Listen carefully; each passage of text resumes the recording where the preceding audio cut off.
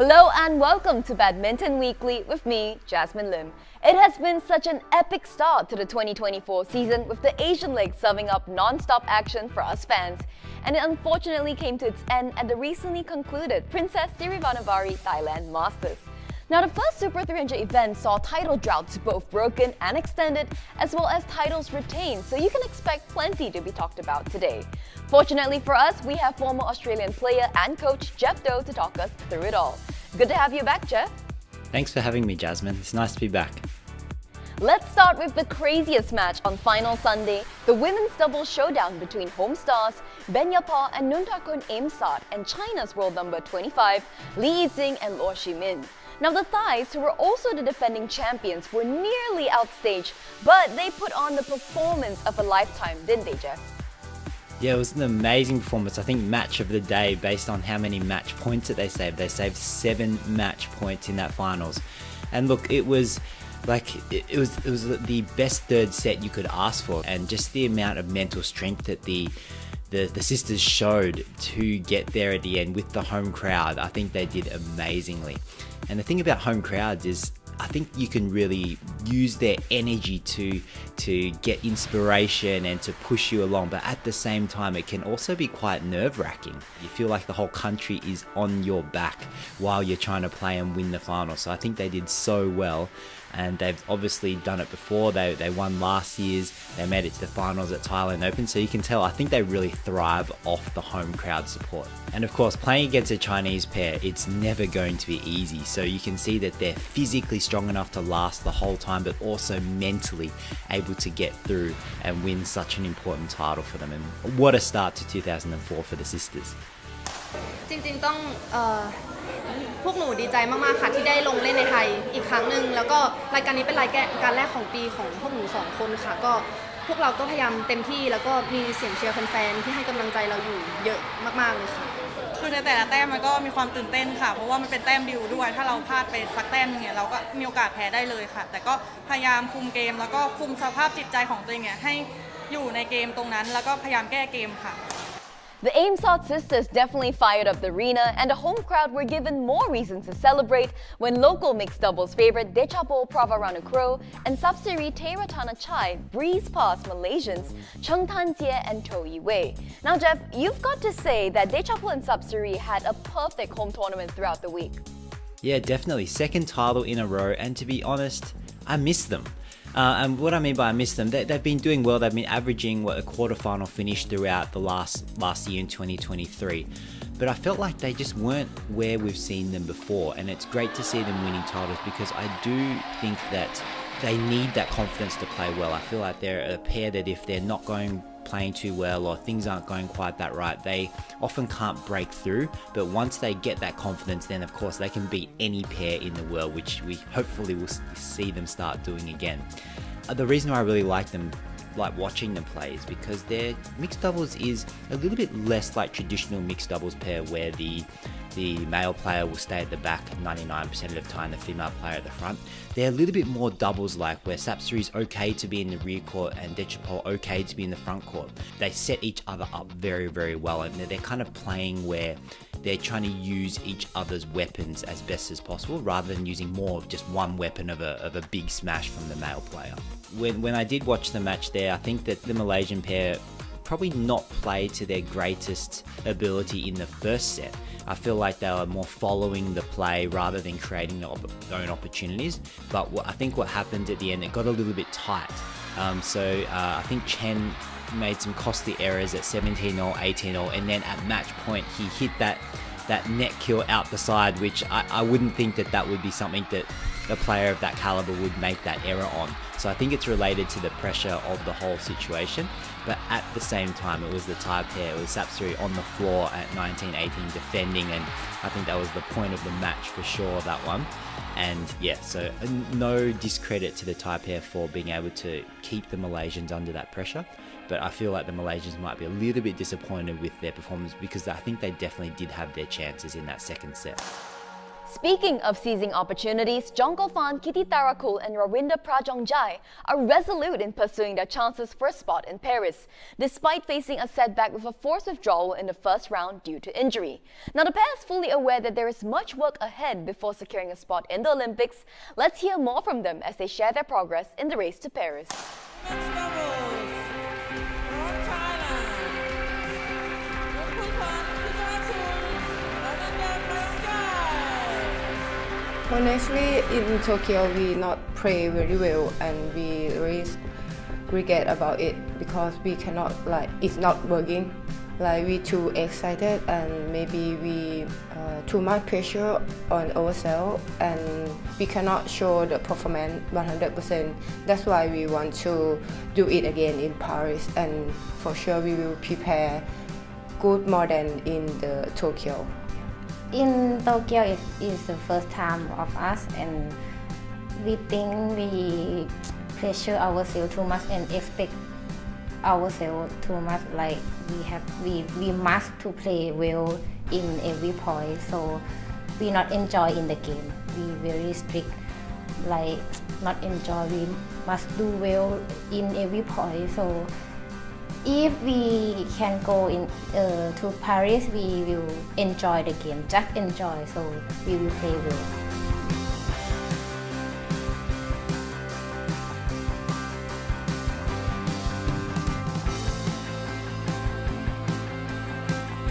I think we not fight when we training, we sister, four sister, and we enjoy, and I think it's good because we have two pair when training, so we have to fight every day when we training, so it's good.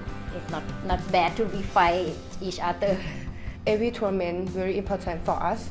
We cannot lose the point because we have to keep the point for me and the setter, and that's why every point and every tournament we have to do our best. But if we can go or cannot go, we will not regret about it because we already do our best. Yeah.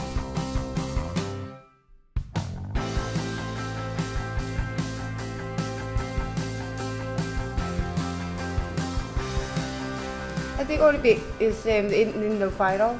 I think every pair is very strong, and every pair they different, and I think skill day is same, but the mental day is different. So that's why we have to training about mental also, because in Olympic everything will come to us. Sometimes we pressure, sometimes we right state, sometimes we think too much. That's why the key for the gold winning. Now, one player who has a wealth of experience on the big stage is Cho Tian-chen. He came to Bangkok with an unwanted streak of early exits, but managed to brush himself off. And in the final against former world champion Loh Kian Yu, who was also hungry for a title, how do you think Cho managed to take low? Loh Kian Yu's start to 2024, he's had a kind of a mixed bag of results. I feel like he plays very much based on how he feels that day. He's a very natural player with natural technique, and I think that's why he's so good, but I think it's also why sometimes he doesn't perform that well. Because what happens is when he gets on court, he kind of just plays the way that he feels that he should play. He doesn't follow a very strict strategy or tactic. So when he's playing well, it's amazing. But when he's not playing so well, that's when things go it's a bit trickier for him, because he doesn't really have a clear, strict tactic or strategy that he's following to kind of get him out of it. I don't think Cho Tian-chen honestly is that strategy based either, but what I found was that against Loh Kian Yu in the finals, Cho Tian-chen, although he kind of slowed down, dropped his level and maybe saved a bit of energy in the second set, in the first and third sets, we saw just a typical Cho Tian-chen, and typical to me means he's just fast, he's attacking, he's putting a lot of pressure on. His smashes, I think, were a little bit more accurate than normal too. I feel that sometimes his smashes are a little bit more to the middle and he doesn't penetrate the line that much, but he was able to penetrate Loh Kian Yu's defense quite well, and I made a particular note of his cross-court smash from around the head side. He hit quite a lot of winners from that side. I win the first set, the second set he's really fast, so I decided to quick, very quick, and I decided to fight in the third set, and it's work. So thanks God for the street work. Also appreciate for the offense here in Thailand, and Kongbun Cup, Kongbun Kazao. Aya Ohori also had a memorable week in the land of smiles. The Japanese finally broke her dry spell on tour, but had to work really hard from the very first round before eventually lifting her first trophy, didn't she? Yeah, I think that's just a credit to the kind of player she is. She's just a very, very hard-working player.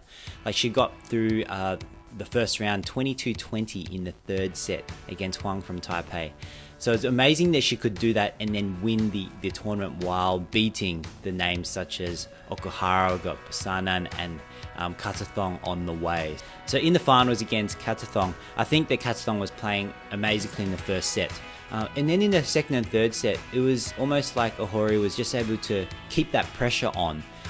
Even though it was close, I felt like Katathong maybe slowed down a little bit during that third set, especially her attacking shots weren't as strong, they weren't penetrating as well against Ohori, and there were some really big, long, grueling rallies as well. So I think that is a really good game style for Ohori, where she wears down her players over time, and then once she wears down her players, then she can start hitting her winners from her attacking opportunities. These few years, I very hard to get good result. So this desert champion is really good meaning for me. Yeah, that's why. Actually, I no think about win or what. Just try my best, give my best only. Yeah. But I really tired for this match. Yeah, but very happy. Here's how the race to Paris is shaping up after the Thailand Masters and the Asian leg. No movement within the top 10 of the men's singles standings, but both Loh Kian Yew and Cho Tien Chen move a place up to 12th and 13th respectively. Same goes for the women's singles discipline, no changes in the top 10, but Aya Ohori's maiden title moves her 2 spots to 13th, pulling her away from Nozomi Okuhara in the second Japanese spot. Supanita Katathong's silver medal is also good enough to move her 2 spots up to 16th, now also occupying Thailand's second spot. He Ziting and Ren Xiangyu were the only improvers in the men's doubles category.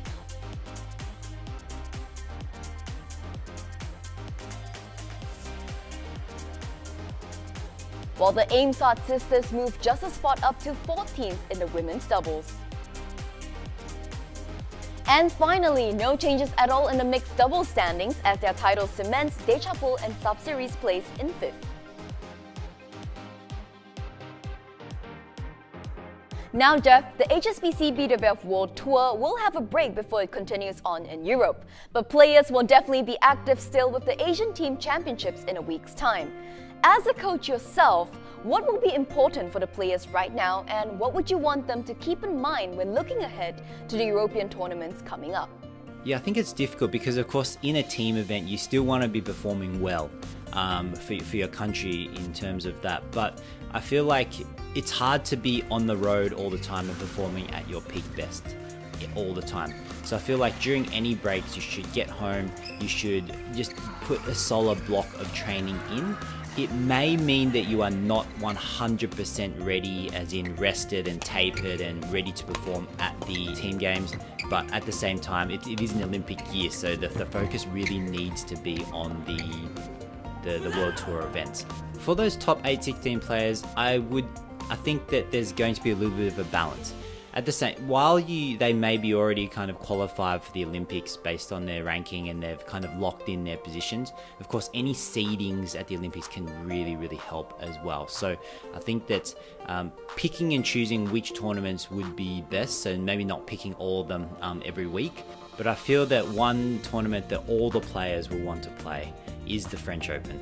And that's just purely because that will be in the same venue as the Paris Olympics will be played. So every player there will be trying to get as much court time there as possible to prepare them. I know it's a year away, not quite a year, but it's several months away till the actual games, but any experience that you can have on that court will be beneficial for when they come back to play in the Olympics. Thanks so much, Jeff, for sharing your thoughts with us. As always, it's great to have you back on the show. Thanks for having me, Jasmine. Now, there may be a break in the season, but we all know the badminton world doesn't really sleep. So do continue to keep up to date on the BWF app Badminton for you for the latest news and interviews. And as always, continue to share your thoughts, opinions, and questions on our Facebook and YouTube pages. Until next week, everyone, take care!